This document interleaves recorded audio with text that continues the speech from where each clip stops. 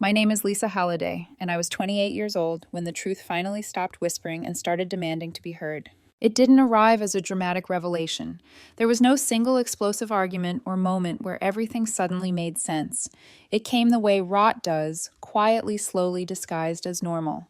The kind of realization that creeps in after years of being told you're imagining things, that you're too sensitive, that everything is actually fine. Growing up, my family looked perfect from the outside. Suburban house, clean lawn, smiling photos on the mantle.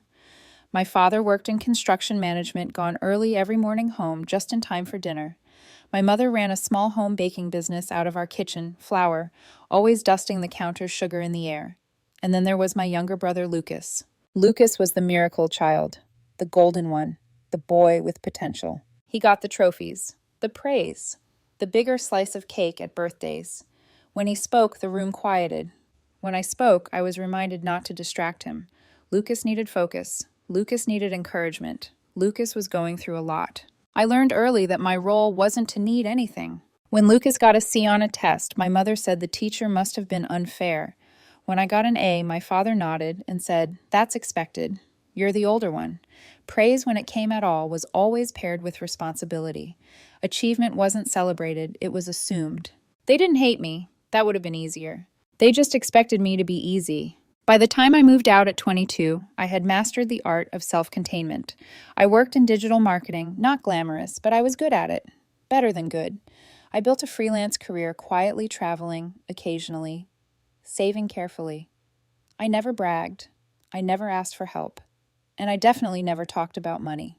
Lucas stayed home, through college, through finding himself, through failed job attempts and abandoned ambitions. My parents funded every experiment: crypto, online courses, passion projects that lasted weeks, each one excused as growth, each one protected. I stayed silent. I had stopped expecting fairness years ago. Then last summer, something shifted. I was working late on a campaign deadline when my phone rang. It was my bank. They asked if I had authorized a $3,000 charge to a luxury travel site. I hadn't. My card was in my wallet. My pulse spiked as I opened the app. 2 more charges were pending. $600, $1, $200, all travel-related, all within the past hour. I froze. I shut the card down immediately and reported the charges as fraudulent. The representative said they'd investigate. I thanked them, hung up, and sat there staring at my screen, heart pounding. That night, while venting to a friend, my phone buzzed. A text from my mother. It was a photo. Lucas stood grinning. Beside 2 massive suitcases, sunglasses on confidence radiating off him. The caption read, "Our kid's off to Europe. First class all the way." My stomach dropped. I called her immediately. She answered on the second ring, cheerful as ever. "Hi, sweetheart." "Mom," I said carefully, "where did Lucas get the money for a first-class ticket to Europe?" There was a pause, just long enough. "Oh, you know," she said lightly. "We helped him out a bit. He's been under so much pressure." My jaw tightened. "Did you use my card?" Another pause. "Lisa," she sighed, "don't make this into a thing. It was just sitting there. You never mind when we use it for small stuff." "Small stuff. You stole from me," I said. She laughed. Actually laughed. "Oh, don't be dramatic," she replied. "You make good money. We were going to pay you back eventually." That was the moment something inside me finally cracked. Not loudly, not explosively. Quietly. Calculatingly. And that was just the beginning. I don't remember how the call ended. I remember standing in my kitchen afterward, one hand gripping the edge of the counter so hard my fingers went numb, the other still holding my phone like it might explain itself if I stared long enough. My mother's laughter replayed in my head on a loop. Not cruel, not sharp, just dismissive. As if I'd accused her of borrowing a sweater without asking instead of committing fraud. That night I didn't sleep. I lay on my couch staring at the ceiling fan as it turned in lazy circles, my thoughts doing the opposite. I replayed every version of the conversation, wondering where exactly I'd gone wrong. When had my boundaries become optional? When had my success turned into shared property? By morning, I already knew the answer. It hadn't happened overnight. This was just the first time it came with a price tag. I tried calling Lucas. Straight to voicemail. I sent a text instead. Simple. Controlled. "Did you know Mom and Dad used my credit card to pay for your trip?" It showed as read within minutes. No reply. An hour passed. Then 2. I sent another message, the words sharper despite my effort to stay calm. "That's fraud. You can't just ignore this." Nothing. That silence did more damage than any argument could have. It confirmed something I hadn't wanted to admit he knew. And he didn't care. Over the next few days, my parents' social media turned into a full-blown travel diary. Paris, Venice, Rome, photos of Cappuccino's cobblestone streets, champagne flutes raised mid-flight. Every post was soaked in pride as if they'd earned this moment through sacrifice instead of theft. One caption made my chest ache. Our hardworking boy finally gets a break. Hardworking. Lucas hadn't held a job longer than 6 months since graduating. He'd spent most of the last year exploring content creation, which mostly meant gaming, in his childhood bedroom, while subscriptions quietly drained from accounts I'd forgotten were still shared. This wasn't just favoritism anymore, it was erasure. In their version of reality, I wasn't a person, I was a resource. A background figure whose purpose was to make things easier, smoother, more comfortable for everyone else. 5 days into their trip, I saw it. A photo of my old credit card. At first, it didn't register. The image showed a marble table, a cocktail glass, a fork resting on a folded napkin. Then I zoomed in. That was my card. An older design I hadn't used since 2021. They must have taken it from an old wallet I'd left at their house years ago. The caption read, "When your child knows how to treat their parents right." Hashtag blessed, hashtag family trip. My hands went cold. They weren't hiding anymore, they were bragging. Friends commented with heart emojis, compliments, praise for raising such generous children. My mother responded to every single one, soaking in validation that didn't belong to her. That was when the anger finally settled into something else. Not rage. Clarity. I hadn't told the bank to freeze everything yet. I'd been hesitating, still clinging to some foolish hope that they'd call and apologize, that anyone would admit this had crossed a line. Instead, they doubled down. I logged into the travel booking site that night, using credentials they hadn't bothered to change. One charge was still pending, a return flight itinerary bundled with travel insurance. I stared at the screen for a long time. Then I started planning. I didn't block them. I didn't confront them again. That would have been too easy. Too clean. I wanted them comfortable, confident. I wanted them to believe I'd do what I always did, swallow it, and move on. I sent my mother one final text. "We'll talk when you get back." She hearted it within seconds. Lucas never replied at all. Over the next 2 weeks, their posts continued like nothing was wrong. Smiles, luxury, gratitude. And with every update, something inside me hardened piece by piece. They thought the storm had passed. They had no idea it hadn't even begun. I stopped checking their social media obsessively after that, but I didn't stop watching. There's a difference. I told myself I was doing it for evidence, for documentation, for the bank and the airline investigation. But if I'm honest, part of me needed to see it. Needed to watch them spend money that had taken me years of late nights and quiet discipline to earn. Needed to let the injustice sink in fully, without denial or softening the edges. Because once you see something clearly, you can't unsee it. Every post felt like a small cut. My mother's captions were cheerful, theatrical. She framed the trip like a victory lap for the family, like a reward they'd all earned together. My father appeared occasionally in the background of photos, arms crossed, expression neutral, as if this were all perfectly reasonable, and Lucas leaned into it. He posted a photo of himself on a yacht in Monaco, sunlit and smug, wearing sunglasses I knew, cost more than my first monthly rent after college. The caption was short. "Finally getting what I deserve." That was the moment my last trace of doubt evaporated. Not guilt, not embarrassment. Entitlement. I didn't sleep that night. I lay on my couch with the TV muted and my laptop open, scrolling through screenshots, transaction logs, email, confirmations. I organized everything into folders, like I was preparing a presentation. Dates, amounts, sources. Calm. Methodical. Almost detached. I filed a formal fraud report with the airline the next morning. I attached everything. I requested a hold be placed on all active travel bookings tied to my card. I confirmed the return flight details. I activated two-step verification on every account I owned. I flagged the insurance policy attached to the ticket. I didn't ask for a refund. I asked for accountability. And still some foolish, stubborn part of me hoped. I hoped my phone would ring with an apology, that my mother would finally say we were wrong, that Lucas would message even clumsily to admit he shouldn't have accepted the money. Nothing. 3 days later, my phone buzzed with a voicemail. It was my mother. Her tone wasn't apologetic. It wasn't even gentle. It was irritated. "Lisa, quick thing," she said. "Can you check your card?" The return flight is being flagged, and we're having trouble checking in. I know you canceled the card, but we thought the booking would still go through since it was pending. This is kind of urgent. Call me." I didn't call back. An hour later, another voicemail came through. This one was Lucas. "Okay, what the hell?" He snapped. "You froze the flight. Are you serious right now? Do you have any idea how screwed we are? These are our parents. You're acting like this is some huge betrayal. Just fix it before things get worse." Before things get worse. As if I were the one escalating. That night, a message popped up from an aunt I hadn't spoken to in years. "I know you're upset, but they're stranded in Germany now. This really isn't a good look. Please think about your family." That did something to me. Something final. I didn't respond to her either. 2 days later, the airline's fraud division called. They asked if I knew the passengers listed on the booking. I told the truth. Yes, they were my parents and my brother. No, I hadn't authorized the charges.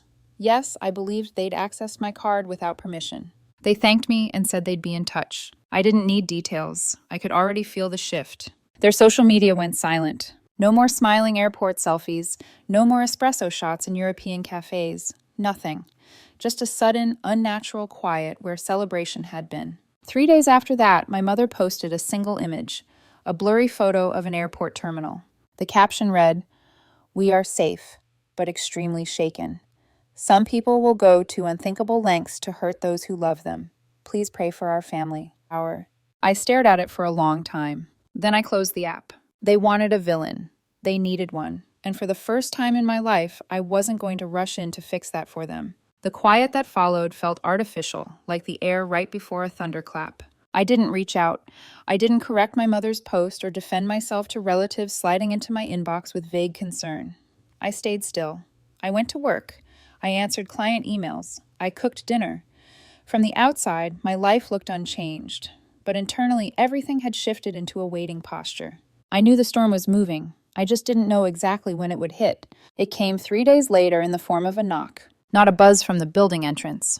A knock, sharp, deliberate. I lived on the 3rd floor, which meant whoever it was had either been let in by another tenant or followed someone upstairs. I already knew who it was before I opened the door. My father stood there in his old construction jacket, arms crossed, jaw set.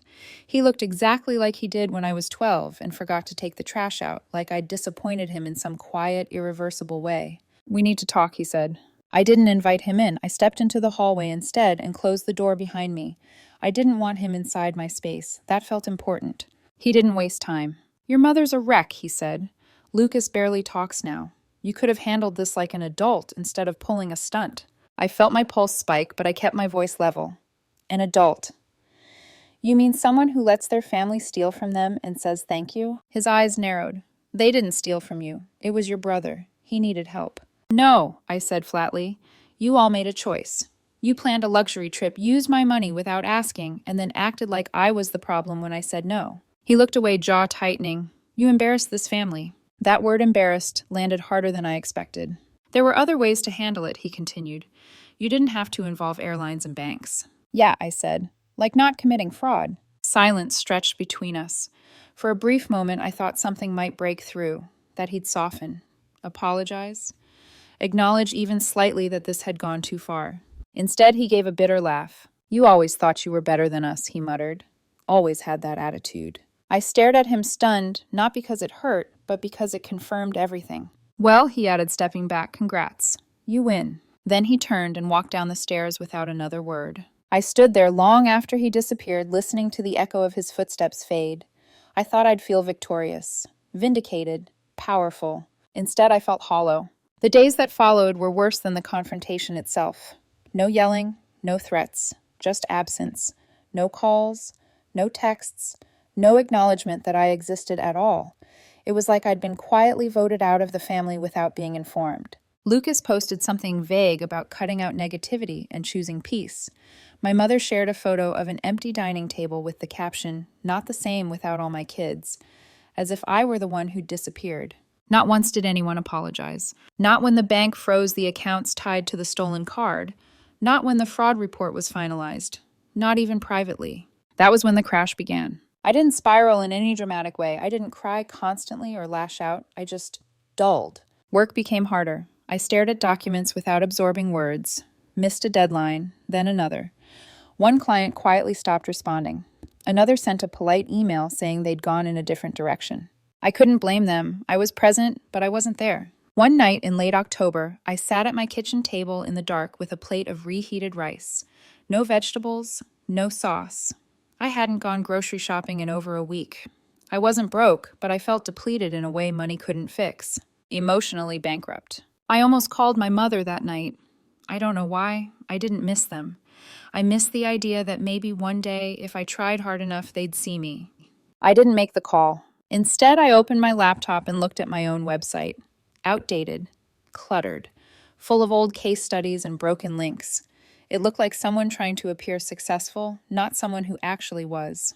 And that's when it hit me. I'd spent my entire life proving myself to people who never once asked how I was doing, only what I could provide. That realization didn't explode. It settled. And in the silence that followed, something new began to take shape. The morning after that realization, nothing looked different, and that somehow made it worse. The sun came up. Cars passed outside my window. My inbox filled with emails that needed answers. Life didn't pause just because something inside me had quietly caved in. I made coffee, stared at the steam curling up from the mug, and felt like I was watching myself from a few feet away, as if I'd stepped out of my own body and forgotten how to climb back in. For weeks after my father's visit, I existed in that in-between space. Not angry enough to fight, not sad enough to fall apart, just numb. That numbness bled into everything. I stopped waking up early. I worked later but got less done. Tasks that once felt intuitive now required effort I didn't have. My calendar thinned out. One missed deadline turned into two. A long-term client sent a careful email saying they were reassessing priorities. Another simply disappeared. I told myself it was temporary. Burnout, stress, understandable circumstances. But deep down I knew it was grief. Not grief for the money that would come back eventually. Not even grief for the betrayal itself. I was grieving the version of my family I had carried in my head for decades. The one where fairness would arrive later. Where love would even out over time, where eventually they'd look at me and say, "We see you. We always did." That version was gone. One evening, I caught my reflection in the bathroom mirror and barely recognized the woman staring back. Dark circles under her eyes, shoulders slumped forward like she was bracing for something that never came. I thought about how hard I'd worked to become independent, to be someone who didn't need anyone, and how lonely that had felt even before everything imploded. For the first time, I let myself admit something I'd always been ashamed of. I wanted my parents' approval. Not in a childish way, not desperately, just quietly. I wanted it to exist, accepting that I'd never get it hurt more than the theft ever could. That night, I didn't open my email. I didn't scroll. I didn't distract myself. I sat at my desk with a blank notebook and a pen and let the silence press in. At the top of the page, I wrote 2 sentences. Stop waiting for permission. Stop proving your worth to people who benefit from your doubt. I underlined both. They weren't affirmations. They were boundaries. And something about seeing them in my own handwriting made them feel solid, real in a way nothing my parents had ever said to me did. The next morning, I woke up before my alarm. Not energized, just clear. I didn't overhaul my life overnight. There was no dramatic montage, no sudden confidence, just small, deliberate choices. I updated my resume, cleaned up my workspace, deleted old files I'd been carrying out of habit instead of usefulness. I looked at my freelance business with fresh eyes and realized how much of it had been built around pleasing others. One-off gigs, tight deadlines, constant availability. I'd structured my entire career around being needed. So I started dismantling it, slowly. I spent 2 weeks researching how to build something that didn't depend on someone else's urgency. Passive income, courses, systems, things that would keep working even when I couldn't. For the first time in months, the work felt quiet, intentional. Mine. I also started writing not for content, not for clients, just for myself. I wrote down memories I'd never let surface. Times I'd been asked to give up something so Lucas wouldn't feel uncomfortable. Moments I'd been praised only in comparison to him, never on my own terms. It wasn't about bitterness. It was about naming the pattern. Because once you name something, it loses its power to pretend it's normal. A few weeks into this new routine, I reached out to an old colleague, someone I'd mentored early in their career. We caught up over a call that started casual and ended with them offering me a retainer role helping design lead funnels for their growing agency. The money was good. But more than that, it felt earned without extraction. I cleared out my apartment around the same time, donated clothes I hadn't worn in years, threw away broken furniture I'd been dragging around out of inertia. I boxed up family knickknacks I'd kept out of gilt holiday mugs, framed photos, inherited decor that never felt like mine. I kept one thing, a small photo of me at 10 years old holding a soccer trophy with a crooked smile. No parents in the frame, no Lucas. Just me, proud and unburdened. I placed it on my desk. That was when I realized the collapse hadn't been the end. It had been the clearing. I thought the worst part was over. That once the noise died down and the distance settled in, we'd all quietly move on separate lives, separate paths, no more collisions. I underestimated how much my parents needed control over the narrative, even without me in the room. It started subtly. A cousin I hadn't spoken to in years liked one of my LinkedIn posts and followed it with a private message. Hope you're taking care of yourself. No context, no explanation. Just concern that felt misplaced, like it was responding to a conversation I hadn't been part of. Then an old family friend emailed me out of the blue, asking if I was doing better now. Doing better from what? The answer came in February, delivered calmly and without malice, which somehow made it worse. It was my cousin Rachel, one of the few relatives who had never treated Lucas like royalty, or me like an inconvenience. We'd always been friendly, though. Distance and life kept us from being close. Her message popped up on Facebook while I was editing a draft lesson for the course I'd been quietly building. Hey, are you okay? Your mom's been telling people you're going through a breakdown. I just wanted to check in. I stared at the screen for a long time. A breakdown. I typed back carefully. I'm okay. Actually, I'm doing really well. Why? Her response came almost immediately. She's been saying you had money problems and lashed out. That freezing the flights was a cry for help. She said you needed space to heal. There it was. The rewrite. They hadn't just justified what they did, they'd repainted me as unstable so they wouldn't have to confront their own behavior. In their version of events, I wasn't wronged. I was unwell, emotional, unreliable. I felt heat rise in my chest, but I didn't let it spill over. Instead, I asked Rachel a simple question.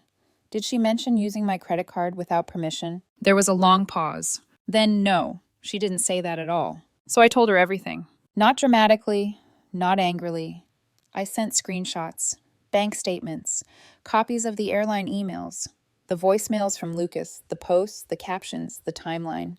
10 minutes passed. Then my phone buzzed. Oh my God, Rachel wrote. I had no idea. That's insane. I'm so sorry. It's not your fault, I replied, but thank you for listening. She told me something else then, something that snapped the final piece into place. My parents weren't just telling one version of the story. They were telling it strategically, to different people, in different tones, always with the same conclusion: Lisa was struggling. Lisa had overreacted. Lisa couldn't be trusted to tell the story accurately. It was easier to paint me as fragile than to admit they'd crossed a line. I didn't confront them. I didn't send out a mass message correcting the record.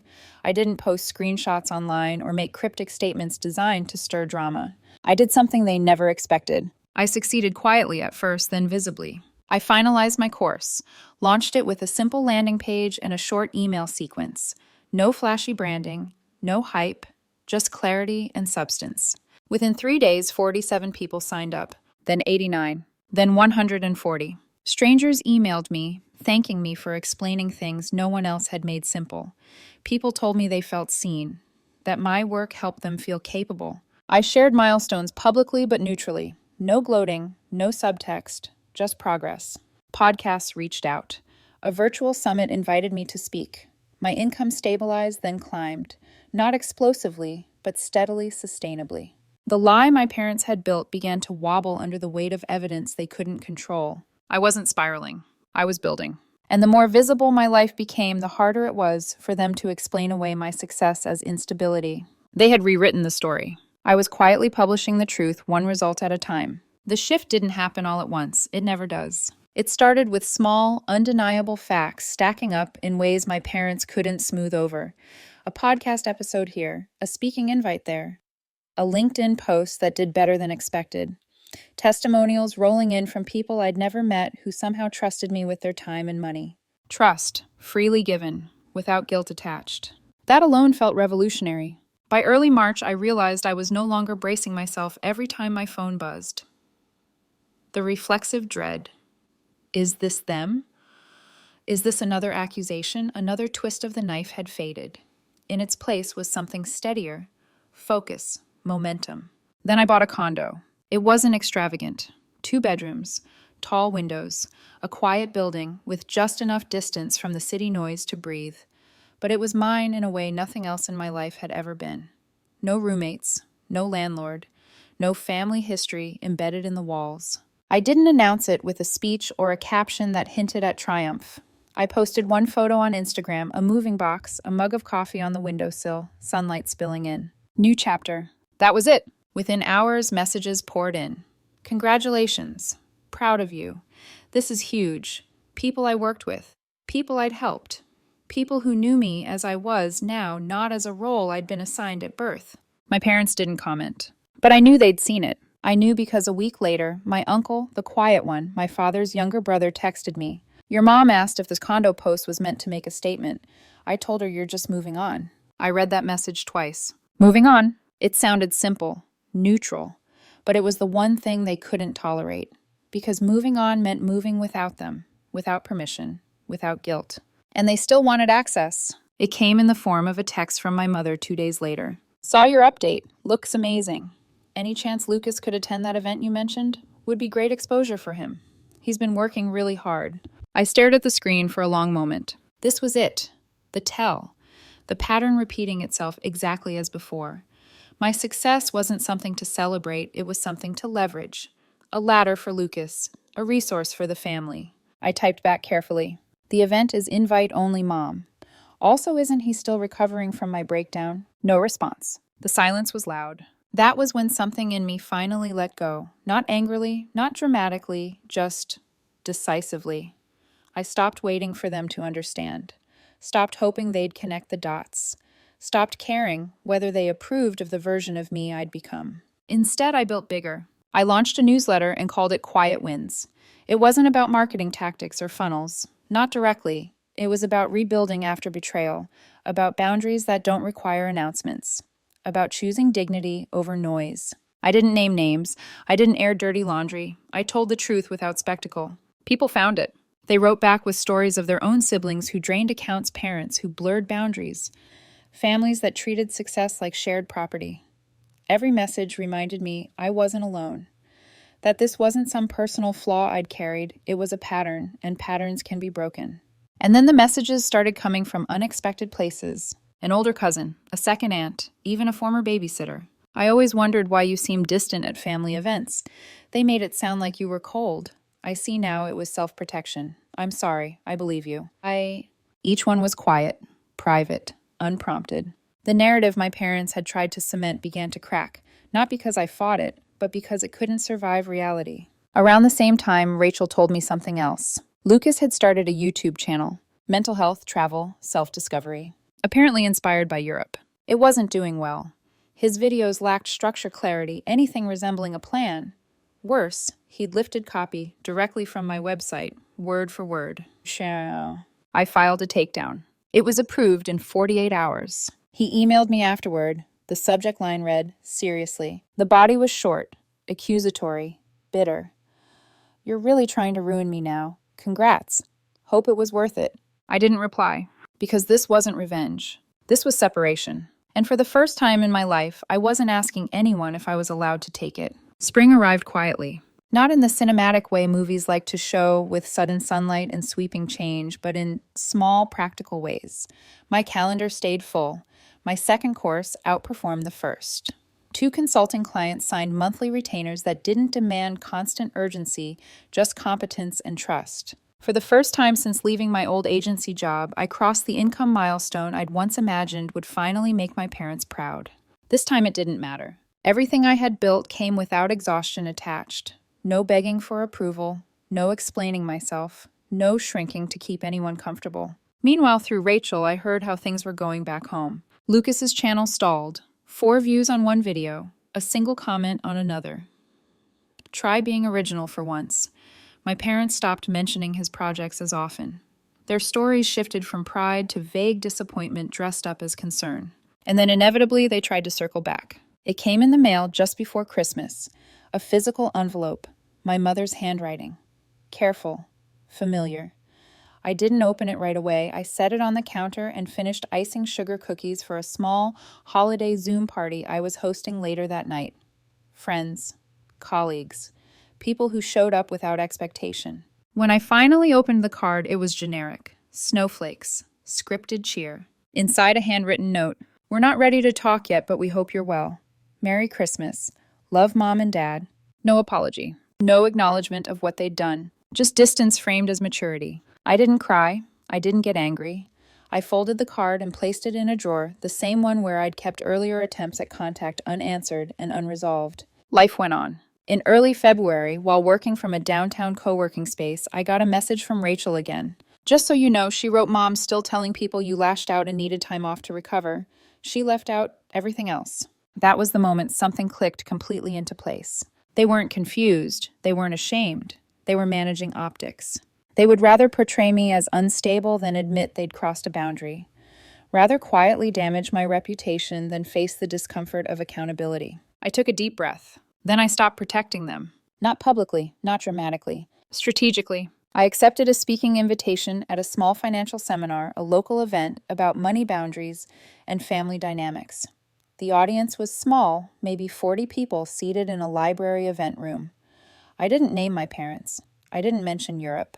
I told the truth in pieces, about how financial abuse often hides behind guilt, about how being the responsible child can turn into silent exploitation, about grieving the family you wish you had while building the life you deserve.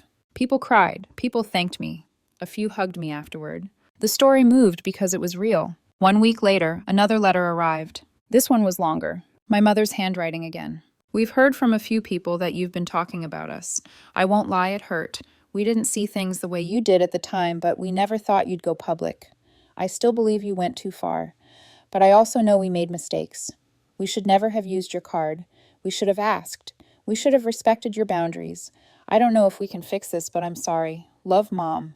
I read it twice. There was no message from my father, no word from Lucas. Just her once again trying to soften the ending without fully owning the middle. I folded the letter and placed it in the same drawer. And for the first time, I didn't feel torn. I felt free. Lucas reached out a month later. Not with an apology, not even with acknowledgement. It was a pitch. He'd started working with a small startup, something adjacent to wellness and authentic living, and he thought it could be a good opportunity for both of us. His message was upbeat, almost casual, like nothing had ever happened. He said collaborating could be a nice way to move forward, that leveraging our combined audiences would be smart. I read it twice. Then I replied with a single sentence. I don't mix family and business anymore. Best of luck. He never answered. That silence felt different from the others. It wasn't heavy or unresolved. It was clean. Final. Summer came faster than I expected. My parents hosted their annual 4th of July cookout, the one they'd always treated like a family landmark. For the first time in years, I wasn't invited. Rachel was there. She told me everything afterward. At some point during dinner, a distant cousin made a joke about how I was probably off teaching a masterclass in revenge. Laughter followed light, uncomfortable. My mother didn't laugh. She got quiet, then said, "She always was dramatic. Never knew how to forgive." Rachel leaned forward and said calmly, "Or maybe she finally learned how to stop pretending it didn't hurt." No one spoke after that. I spent that 4th of July on my condo balcony, iced coffee in hand, watching fireworks bloom 3 neighborhoods away. My phone buzzed with messages from friends, real ones. People who didn't need anything from me except my presence. I didn't feel angry. I didn't feel victorious. I felt done. Revenge wasn't freezing flights or filing reports or letting consequences unfold. Those were just events.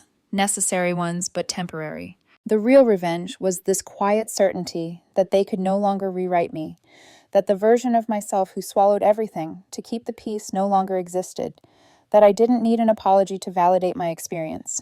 I closed the balcony door and stood in the stillness of my own space, surrounded by a life I'd built deliberately without permission. Let them tell their story. I'd already published the truth by living it.